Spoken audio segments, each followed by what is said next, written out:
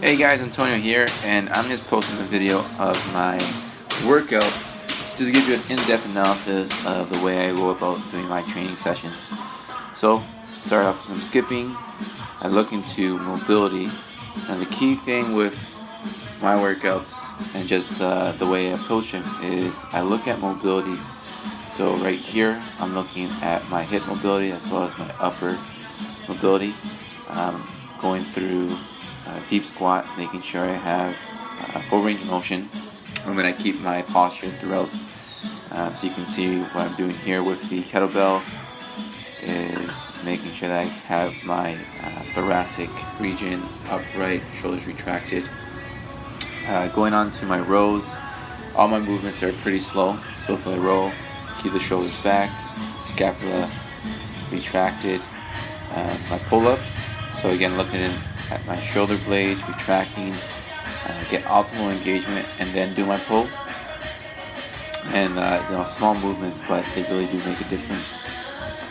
That was looking at the back. Now you're looking at it from the anterior. Same thing. I want to retract, and then chest right to the bar. And the goal is to ultimately bring the chest right to the bar, literally touch it. So I'm working on that mobility, working on that strength. With the bands, they're great. They really help with breaking everything down in terms of the small movements. So I can do the retraction, and then I can also bring that chest right to the bar, get a full retraction, and get optimal engagement. Again, all the movements are essentially the same, where you want to keep the shoulders back, scapula retracted, core engaged. But it's really when you're doing the exercise that you want to focus and keep that going. Here I'm going into some dips using the rings. So obviously stability is one of the key things here. Shoulder mobility and making sure that I don't strain my shoulder. Also, from there, I want to go into the rings and learn the rings, which is a lot of fun. So here you go, upside down. Can't complain about that. The downward phase is really the part where I want to be able to really control, because you can see it's a lot of mobility in the shoulder there, so it could be potentially risky. So you want to take it slow. Here I'm trying to go down, hold the plank, hold the core strength. So I'm working on that all the time. This is a posterior view, and same thing, going up, core engaged, shoulders, everything is nice and slow. Don't want to rush it. I'm really new to the ring, so this is it's a fun experience, but at the same time I don't want to rush myself into trying things that my body wouldn't be able to take. There you're going down, again nice and controlled. Going into the push-up, so I just wanted to kind of fall into the push-up, just because I want to pretty much engage as much as possible. And from here I'm going into push-ups and side planks, nice and smooth, make it fluid.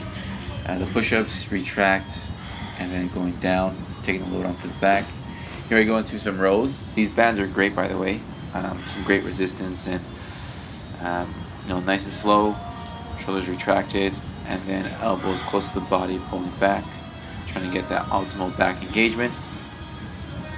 And throughout my workouts, I really don't think about the number of repetitions. I think about quality. So each repetition, I get the optimal engagement. Going to push-ups with a TRX.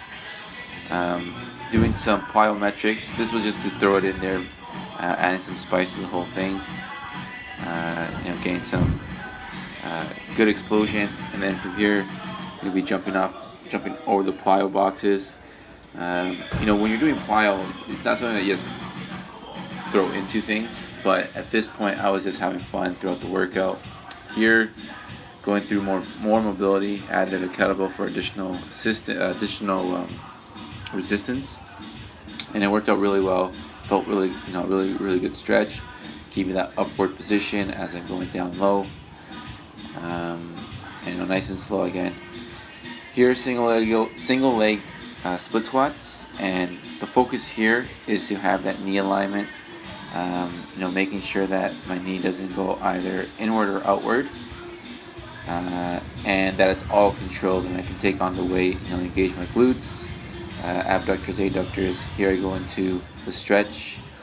So every single time I'm going through a movement, I go through optimal, full range of motion, and I also want to just take my time, and time under tension, which is how long you engage that muscle for. Try to increase that as much as possible. Doing some deadlifts. So start off with 125, or 135, I should say. 245s on each side, and nice and slow. Driving upward, and then using the hips to really explode. The goal here is to really get. And here I just finish off with some stretching. So key thing here, looking at the hamstrings, also my calves. So as I'm leaning forward, focusing on the stretch behind the legs, and then just reaching for the ground. Nice and passive. Don't want the stretch to be too intense, of course, because a lot of times the mistakes is that we try to have the intensity at an 8 or 9. Meanwhile, the stretch should just be something like more of a 6 or 7. From here, I'm just going down, and this one, same thing. Hamstrings, just reaching forward. Very, very light, easy, and then these stretches or legs over the head. Pick this up doing jiu-jitsu. When you're rolling in jiu-jitsu, you're all over the place, and what I found doing this was that it really helped out with being able to get that mobility in the position, so I can very easily manipulate rolling to either one side or the next, and the neck mobility, upper body mobility here, and then you can see I'm just going side to side, nice and slow, and then I'll be going into a transition point, making it as smooth as possible. Yep, right there. Having that control really helps, so that you're not forcing anything. Just going into a pullback, and by this time I'm feeling great, and it's all good to go.